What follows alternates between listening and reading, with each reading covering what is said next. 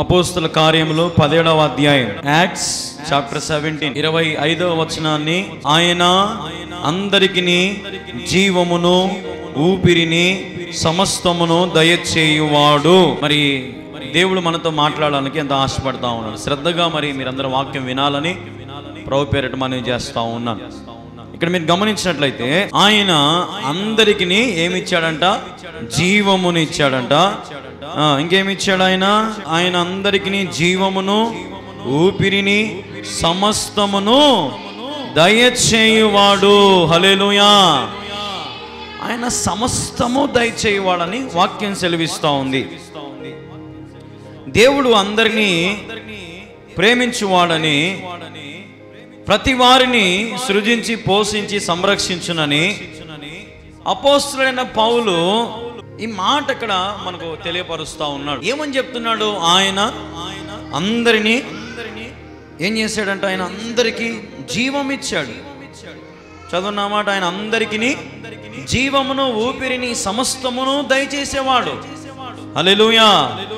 మనము జీవం పొందుకోవాలంటే ఏం చేయాలా అనేది ఈరోజు నేను మీతో మాట్లాడాలని ఆశపడతా ఉన్నాను. సామెతల గ్రంథము 21వ అధ్యాయం 12వ వచనం, నీతిమంతుడైన వాడు భక్తిహీన ఇల్లు ఏమైనది కనిపెట్టును, భక్తిహీనులను ఆయన నాశనములో కూల్చును. తర్వాత నెక్స్ట్ మత్తయి సువార్త 25వ అధ్యాయం చివరి వచనం, వీరు నిత్య శిక్షణకు నీతిమంతులు నిత్య జీవమునకు పోవుదురు. హల్లెలూయా. నీవు జీవము పొందుకోవాలంటే ఈ రెండు నేను చదివినట్లుగా నీతిని కృపను అనుసరించాలా. హల్లెలూయా. దేన్ని అనుసరించాలా? మనము నీతిని కృపను అనుసరించాలా. వారికే జీవము. ఈరోజు దేవుడు అందరినీ ప్రేమిస్తున్నాడు, కానీ పరలోకం మాత్రం అందరికి వస్తుందా? కొందరికే. ఆయన ఈ లోకంలో అందరికీ ఏమైనా కొదవ పెడుతున్నాడా? ఎవరికి ఏమి ఇవ్వాలో, ఎప్పుడేది అవసరం ఉందో ప్రతి మనుషుని అక్కర్లు దేవుడు తీరుస్తున్నాడు. ఏ మనుషునికి కొదవ ఉందో ఈరోజు? ఏమన్నా ఏ కొదవ లేదు. ఎవరి స్తోమతను బట్టి వారిని దేవుడు దీవిస్తున్నాడు, ఆశీర్వదిస్తున్నాడు, బలపరుస్తూ ఉన్నాడు. నీవు ఆయన జీవం పొందుకోవాలంటే, మనం ఆయన ఇచ్చే జీవమును మనం పొందుకోవాలంటే నువ్వు ఖచ్చితంగా ఆయన నీతిని, ఆయన కృపను అనుసరించాలా. ఈరోజు నువ్వు నీతిగా లేకుండా అవినీతి మార్గం నడుచుకుంటూ నీ సొంత తలంపులతో సొంత ఆలోచనతో అడుగు ముందుకేయగలిగితే నువ్వు దేవుడిచ్చే అనిత్య జీవమును పొందుకొని, మీకేం చదివించిన మీకు లాస్ట్లో, నీతిమంతులు నిత్య జీవమునకు పోవుదురు. మంతులు ఎక్కడికి పోతారంట? నిత్య జీవం అంటే అర్థమైంది పరలోక రాజ్యం. నీతిమంతులు పరలోక రాజ్యానికి పోవుదురని వాక్యం శ్రేష్టంగా సెలవిస్తా ఉంది. హల్లెలూయా, హల్లెలూయా. కాబట్టి నీతిమంతుడుగా నీవు ఉండగలుగుతున్నావా? ఆయన సమస్తము దయచేవాడు. దేవునికి మహిమ కలుగును గాక. సమస్తము దయచేసేవాడు. నీ జీవితంలో నీకు ఏది అవసరం ఉందో, అది ఈ లోక సంబంధమైన కానీ ఈ లోక నీ అవసరతలు కానీ ఏవైనా సరే నీకు ఆయన ఏం చేస్తాడంట? దయచేసే దేవుడు, ఇచ్చేవాడు, అడుగుతే ఇచ్చేవాడు నీకు ఆయన. కాబట్టి నువ్వు గమనించుకోవాలా, ఆయన సమస్తముని ఇవ్వడానికి సిద్ధంగా ఉన్నాడు. ఏమడుగుతున్నావు దేవుణ్ణి? ఇక్కడ అంటున్నాడు భక్తుడు, ఎంత నీటికి రాశాడు చూడండి. నీతిమంతులు నిత్య జీవమునకు పోదురు. ఎంత మంచి మాట.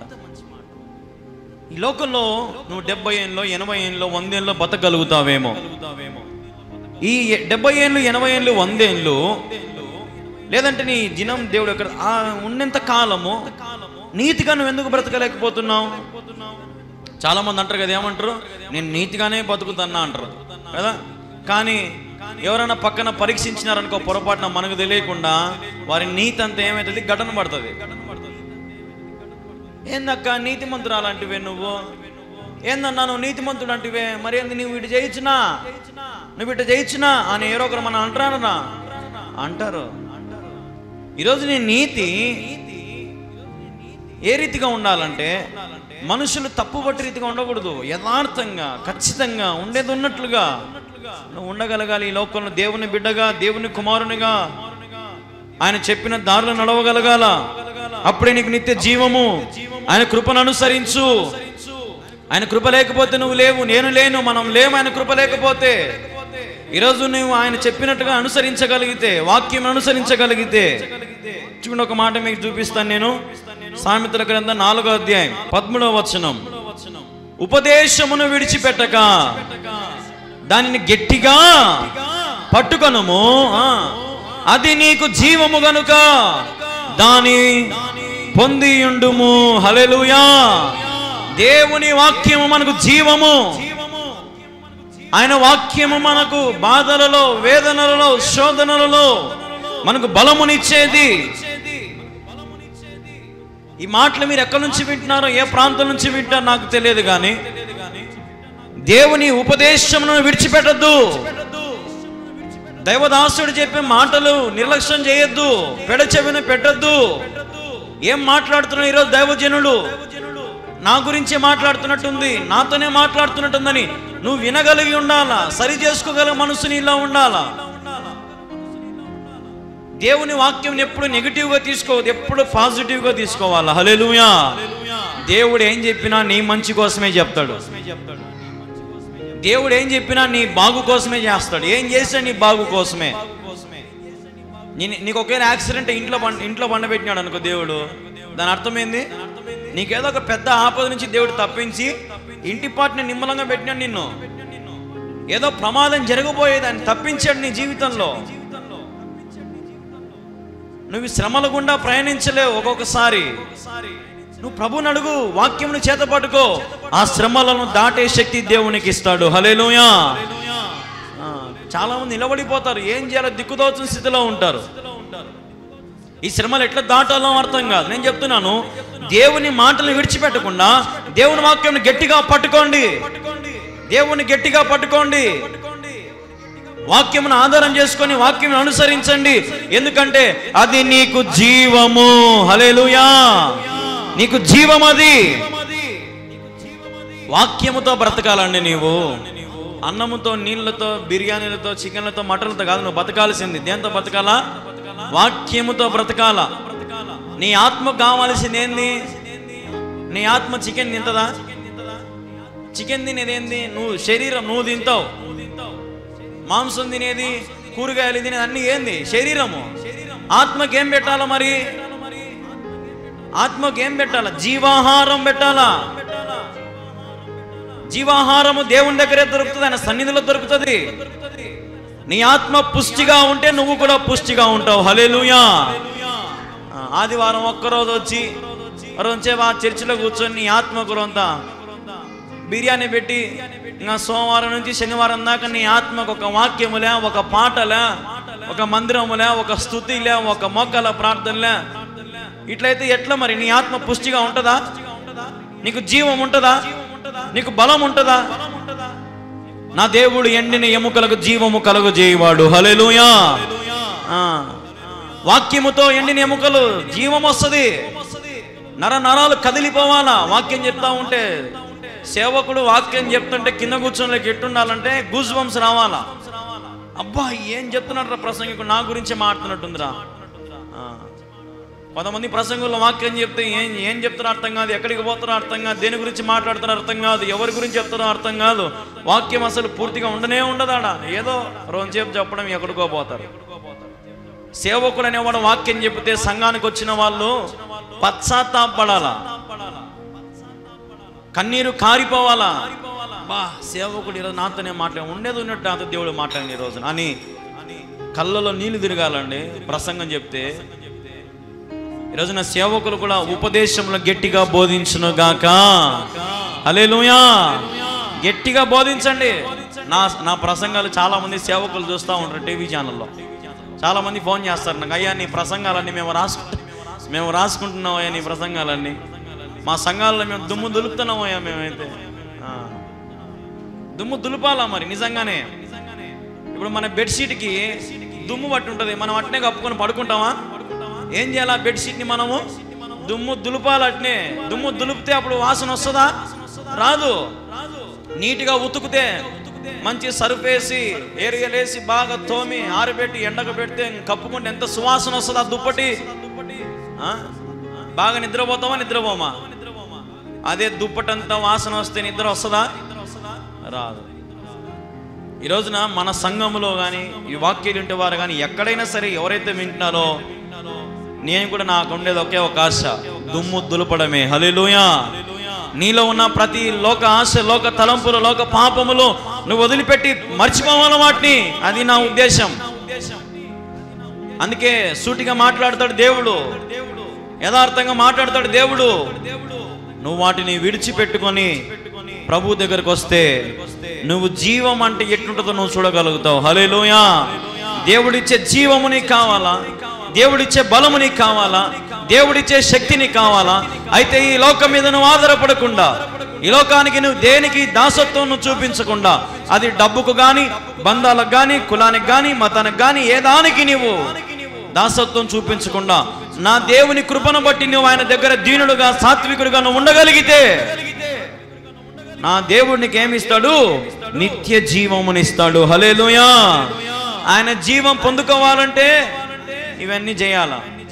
చూడండి, ఒక మాట సాత్వికం అంటే గుర్తొస్తా ఉంది. చూడండి ఒకసారి సామెతలు 14వ అధ్యాయం 30వ వచనం. సాత్వికమైన మనసు శరీరమునకు జీవము, మత్సరము ఎముకలకు కుళ్ళు. కుళ్ళుపోతున్నాయలు కొంతమంది ఉంటారు. కుళ్ళు కుళ్ళు కుళ్ళు కుల్లి కుల్లి కుల్లి కుల్లి కదా, మనసంతా కుల్లే.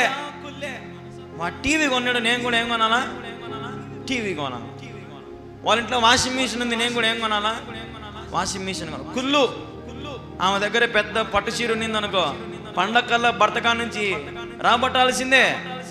కుళ్ళు. ఎందుకంటే ఆమె కంటే నేను బాగా గ్రేట్గా ఉండాలి.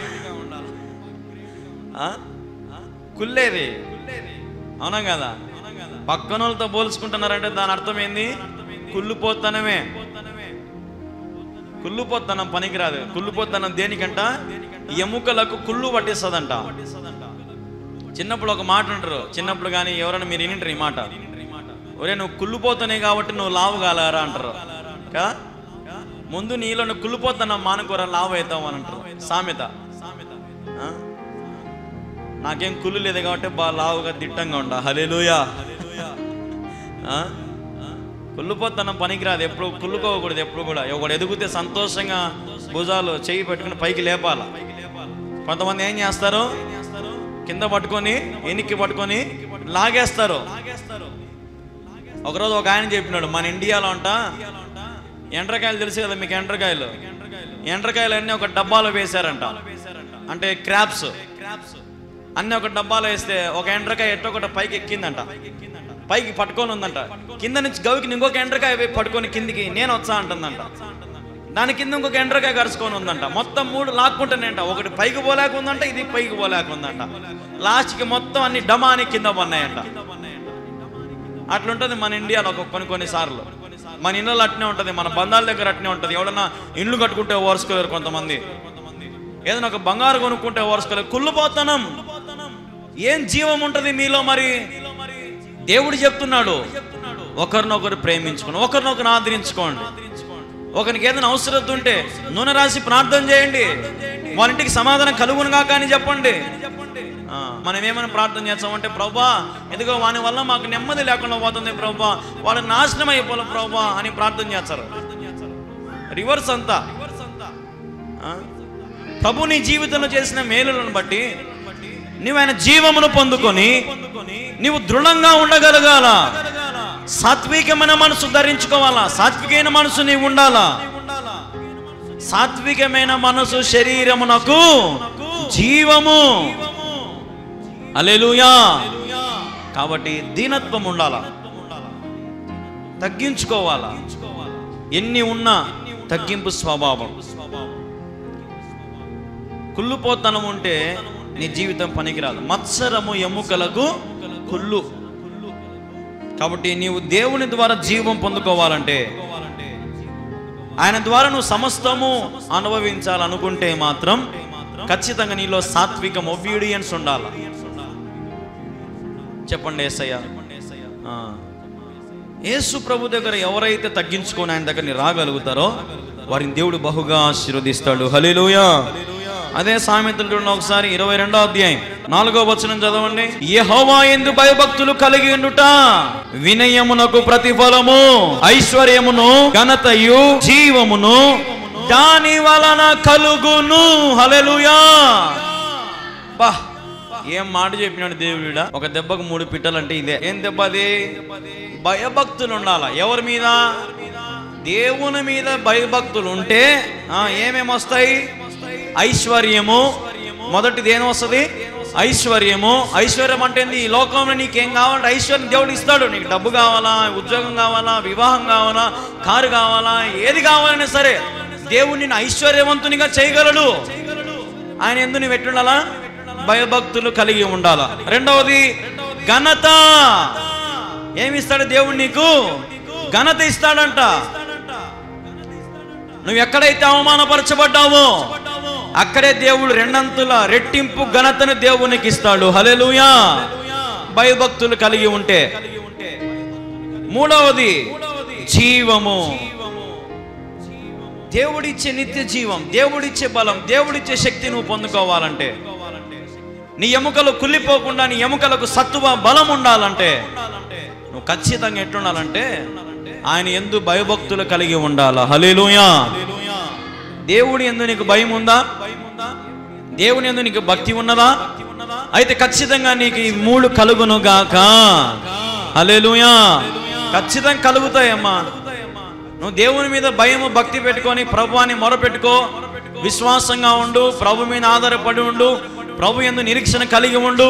ఈ రోజు నీ జీవితం బాగుపడకపోవచ్చు, కానీ ఒకానొక రోజున నా దేవుడు నీ స్థితిని ఉన్నతమైన స్థానంలో దేవుడు నిలబెట్టును గాక. ఖచ్చితంగా నిలబెడతాడు. దీన స్థితిలో ఉన్నావేమో ఆయన నిన్ను సంపన్న స్థితిలోకి తీసుకొని పోతాడు. లేమిలో ఉన్నావేమో, కలిమిలో ఉన్నావేమో, వ్యాధిలో ఉన్నావేమో, బాధలో ఉన్నావేమో, శోకములో ఉన్నావేమో, శ్రమలో ఉన్నావేమో, ప్రతి వాటన్నిటి నుంచి దేవునికి విడుదల కలుగు చేస్తాడు. హల్లెలూయా. ఒబీడియన్స్, భయభక్తులు, సాత్వికము, దేవుని ఉపదేశం ఏం చేయాలంట? గట్టిగా పట్టుకోవాలంట. దేవుని ఉపదేశం ఏం చేయాలంట? గట్టిగా పట్టుకోండి. దేవుని వాక్యాన్ని నమ్మకంగా వినండి. ప్రసంగాలు బాగా సున్నంగా పరీక్షించి వినండి. మనసు లగ్నం చేసుకొని దేవుడు ఏం మాట్లాడుతున్నా నాతో అని మీరు వినగలిగితే అభంగా మీరంత ధన్యులు ఇంకొకరు ఎవరు ఉండరు. ప్రతి దినము వాక్యం, ప్రతి దినము ప్రసంగాలు వింటానే ఉన్నాం. మంచి అవకాశం, ఎంతో మందికి లేని ధన్యత దేవుడు మనకి ఇస్తున్నాడు. ఈ అవకాశం మనం ఉపయోగించుకోవాలి. అంతే దినాల్లో మనం ఉన్నాం. రేపటి దినము గురించి మనం ఈరోజు ఆలోచన చేద్దాం. మన బిడ్డలు నాశనం అయిపోకూడదు, మన భార్య బిడ్డలు నాశనం అయిపోకూడదు, మన భర్త నాశనం అయిపోకూడదు, మన వంశం నాశనం అయిపోకూడదు అంటే ఏం చేయాలి? మనము శ్రమ పడాలా, సువార్త ప్రకటించుదాం, దేవుని విషయమై అందరం గట్టిగా బలంగా నిలబడదాం, సైతానును ఓడించుదాం. హల్లెలూయా. హల్లెలూయా. సైతాన్ని ఓడిస్తే వాడు భయపడతాడా? భయపడ్డా? అప్పుడు నీ దుఃఖ దినంలో ఇంక పోతాయా? పోవా? అదే సింపుల్ లాజిక్. నువ్వు వాడిని భయపెట్టాలా. నువ్వు చేయాల్సిన పని ఏంటంటే సైతాన్ని ఏం చేయాలి? నువ్వు భయపెట్టాలా. వాడు భయపడాలంటే నువ్వు ఎవరికి భయపడాలా? సైతాన్ని భయపడాలంటే నువ్వు ఎవరికి భయపడాలా? దేవునికి భయపడాలా. నువ్వు దేవునికి భయపడితే సైతాన్ ఏమవుతుంది? నిన్ను చూసి ఇంకా వణికిపోతుంది అంతే, గడగడ గడగడ. హల్లెలూయా. హల్లెలూయా. కాబట్టి నీ శ్రమల గురించి లేదా వేరే వేరే వాటి గురించి ఆలోచించకుండా, సమయం వృధా చేసుకోకుండా ప్రభు కోసం నువ్వు ఉండగలిగితే నీ జీవితంలో దేవుడు ఘనత, ఐశ్వర్యము, జీవము ఆయన కలుగు చేస్తాడు. వినయము కలిగి ఉండు, సాత్వికం కలిగి ఉండు, భయభక్తులు కలిగి ఉండు, దేవుడు నిన్ను దీవిస్తాడు. చూడండి, ఇంకొక మాట చూపిస్తాను నేను మీకు. యోహాను సువార్త 5వ అధ్యాయం 40వ వచనం. అయితే, బాగా వినండి, అయితే అయితే అంటే అర్థమైంది. అయితే కండిషన్, మీకు జీవము కలుగునట్లు మీరు నా యొద్దకు రావలెను. హల్లెలూయా. నా యొద్దకు రానొల్లరు అంటే రావలెను అని అర్థముగా, అందులో వేరే ఏం లేదు, వారా ఏం లేదు. మీకు జీవం కలగాలంటే మీరు ఎవరి దగ్గరికి రావాలంట? ఆయన యొద్దకు రావాలంట. రాకపోతే మీకు జీవం దొరుకుతుందా? దొరకదు. కాబట్టి ప్రభువు దగ్గరగా రండి, ఆయన ఆనుకోనండి, ఆయనకి సమీపస్తులుగా, దూరస్తులుగా ఉండొద్దు దయచేసి. ప్రభువుకు మీరు ఎంత దగ్గర ఉంటే అంత మీకు మంచిది. ఇప్పుడు సిగ్నల్ టవర్ మన ఊర్లో ఆడ ఉంది కదా, ఉందా లేదా? సిగ్నల్ టవర్ మీ ఇంటి దగ్గర కూడా సిగ్నల్ టవర్ ఉంటుంది, ఉందా? సిగ్నల్ టవర్ దగ్గర ఆ చుట్టుపక్కల దగ్గరికి సెల్లులో సిగ్నల్స్ బాగా వస్తాయి రావా? బాగా వస్తాయి. 1 కిలోమీటర్ దాటి అడవిలోకి పోయినాం అనుకో, సిగ్నల్ వస్తుందా? ఏమొస్తుంది మనకు? ఏం రాదు. కారు చీకటిలో మనం ఉండిపోతాం, అంధకారపు ఊబిలో, లోయలో మనం సంచరించాల్సిన పరిస్థితి వస్తుంది. కాబట్టి మీరు చాలా జాగ్రత్తగా ఆలోచన చేయండి. ప్రభువుకు దగ్గరగా ఉంటే మీకు అన్ని సిగ్నల్స్ ఫుల్లో ఉంటాయి, ఆన్లో ఉంటాయి. హల్లెలూయా. నాట్ కవరేజ్ ఏరియా అని రాదు. చాలామంది యేసు ప్రభు ఫోన్ చేస్తే ఏమొస్తుందో తెలుసా? మీరు కాల్ చేస్తున్న నెంబర్ ప్రస్తుతం అందుబాటులో లేదు. ఒకవేళ దేవుడు ఫోన్ చేశాడు అనుకోండి, ఎవరికన్నా ఫోన్ చేస్తే ఎవరన్నా హలో అనడానికి సిద్ధంగా ఉన్నారా? నేను బిజీగా ఉన్నాను అని చెప్పాడు ఒకడు ఉంటాడు, ఒకడు నాకేం మేలు చేసినావు అనేటోడు ఒకడు ఉంటాడు, ఇంకొకడు ఏమంటాడు, నీ వల్ల నా కొడుకు చచ్చిపోయినాడు నువ్వేం చేస్తున్నావు అని ఒకడు అనేటోడు ఉంటాడు, నీ వల్ల మా నాయన చచ్చిపోయాడు నువ్వు నాకేం చేసినావు అనేట్లు కొంతమంది ఉంటారు. దేవుడు ఫోన్ చేస్తే ఆయనతో ప్రేమగా మాట్లాడటం లేరు. ఉన్నారు ఎవరన్నా? లేరు. పేరుకే క్రైస్తవులు, చెప్తున్నా కదా, పేరుకే క్రైస్తవులు. అన్నీ కావాలి మనకు, ప్రతి అవసరం కావాలా దేవుని కాడ నుంచి. వచ్చేనే ఆదివారం చర్చికి, ఏమి జరగకపోతే చర్చికి నేను రాను, ఇంటికాడ నాకు పనులు ఉన్నాయి, అవి ఉన్నాయి, ఇవి ఉన్నాయి కదండి. అట్లా ఎప్పుడు కూడా చేయకూడదు. దేవుడు నీకు ఎప్పుడు ఫోన్ చేసినా వెంటనే చెప్పండి యేసయ్యా. కవరేజ్ ఏరియాలో అందుబాటులో ఉండాలా.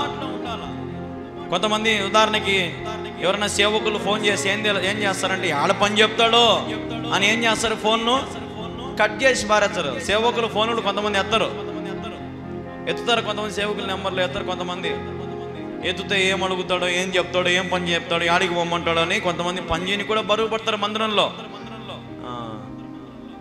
చూసారా? దేవుని పిలుపుకు లోబడి ఆయన ఎందుకు భయభక్తులు కలిగి మీరు ఉంటే మీకు ఖచ్చితంగా నిత్య జీవం దొరుకుతుంది. దేవుడు మనకు జీవమును, ఊపిరిని దయచేసిన వాడు. హల్లెలూయా.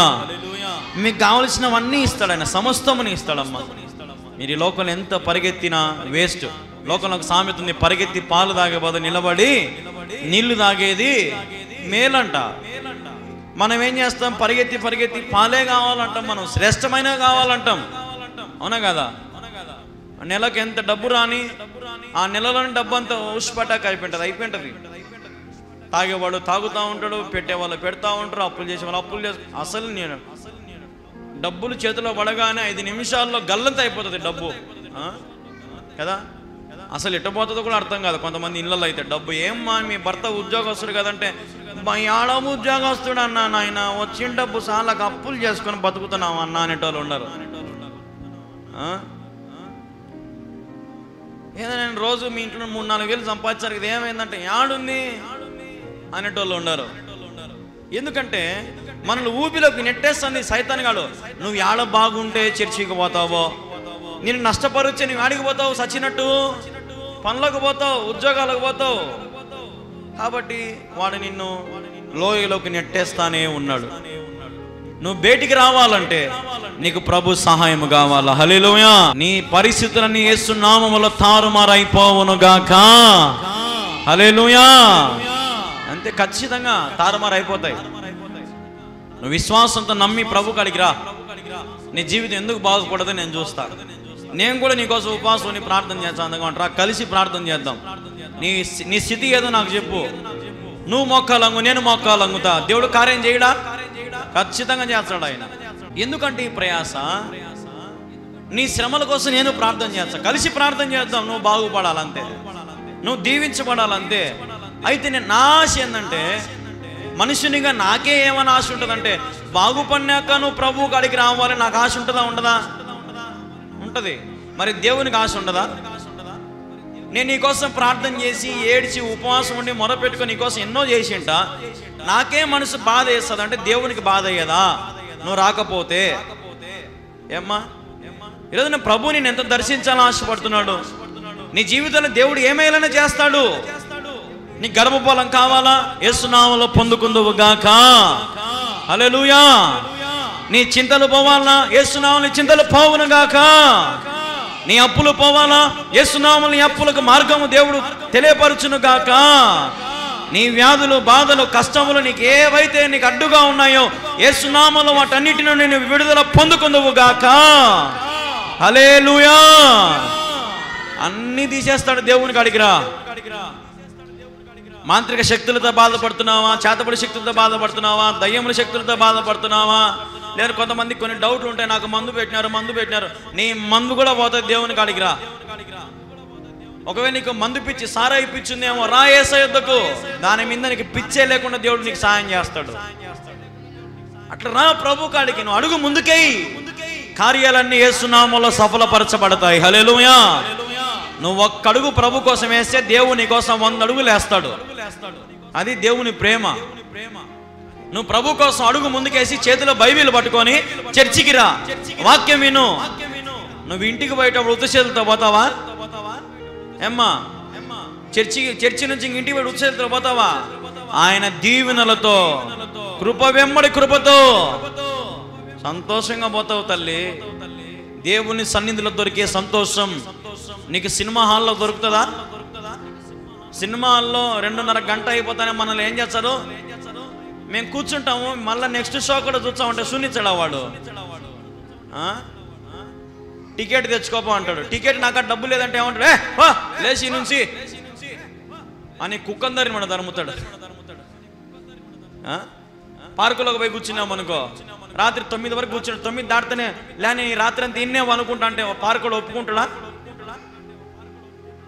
పోనీ నీకు ఇంకెక్కడ సమాధానం ఉంటుంది? ఎక్కడ నువ్వు ఉండగలుగుతావు? ఎక్కడ నీకు సంతోషం ఉంది?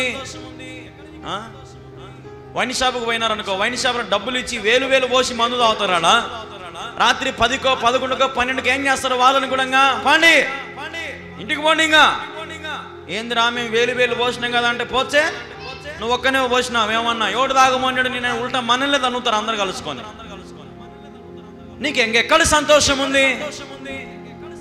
యేసు ప్రభు దగ్గర ₹1 లేకుండా నీకు సంతోషం దొరుకుతుంది. హల్లెలూయా.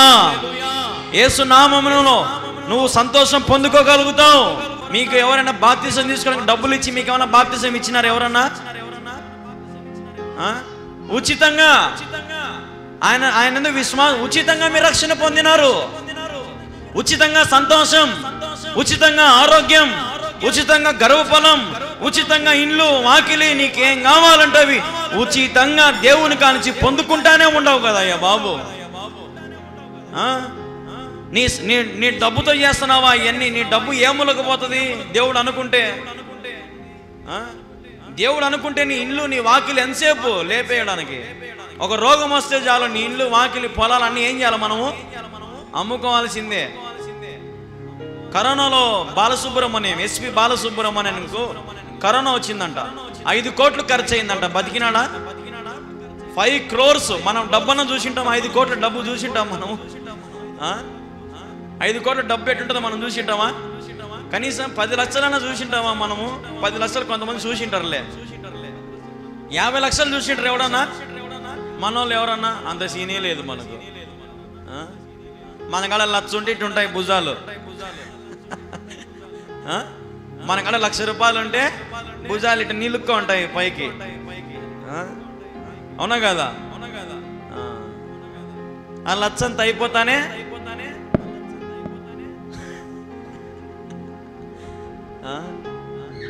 నేను ఒక భార్య భర్త, నేను టౌన్కి పోతా ఉంటే దావులో 2 భార్య భర్త తాపల మీద కూర్చో ఉండారు. నాకు అప్పుడే ఫోన్ వచ్చింది, నేను పడుకొని మాట్లాడుతాను ఒక ఆమెతో, ప్రార్థన గురించి మాట్లాడుతుంటే ఆమె తాపల మీద భార్య భర్త కూర్చోంటారు. వాళ్ళిద్దరు దిగులు పడతా ఉన్నారు. ఇద్దరు కూర్చొని ఉన్నారు. ఏదో డల్లుగా ఉన్నారు.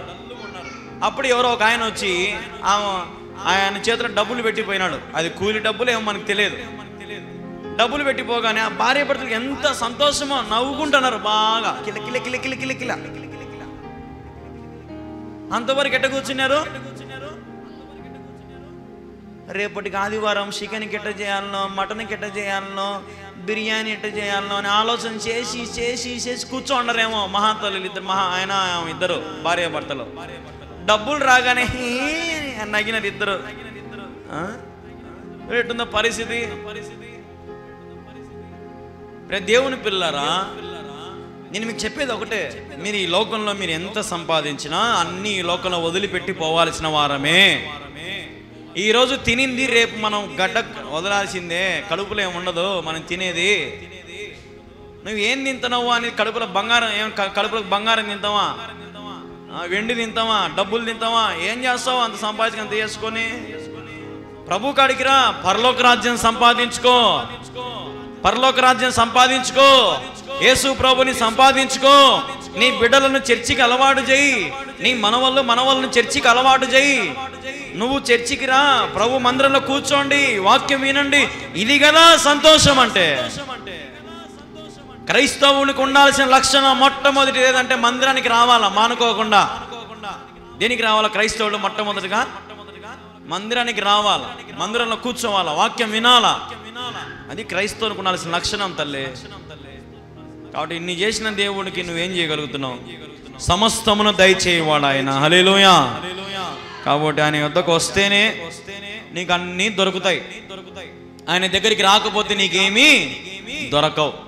నువ్వు ఎంత మొత్తుకొని ప్రార్థన చేయి, పైన భక్తి లోపలంతా రక్తి నిందనుకో, నువ్వెంత ప్రార్థన చేసినా, ఎన్ని ఉపవాసాలు ఉన్నా నీ ప్రార్థన దేవుడు వినడు.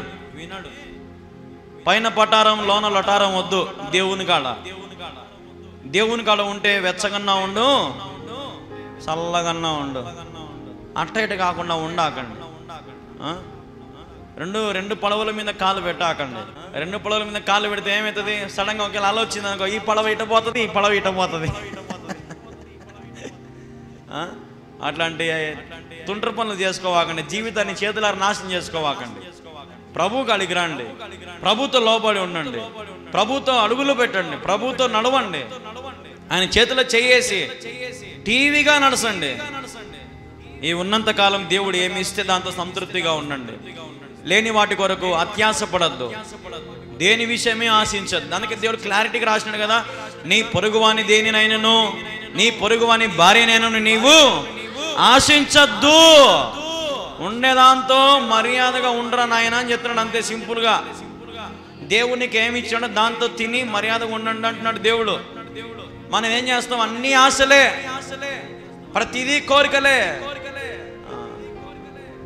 ఇచ్చిన దాంతో సంతృప్తిగా ఉండండి, ఆనందంగా ఉండండి, సమాధానంగా ఉండండి.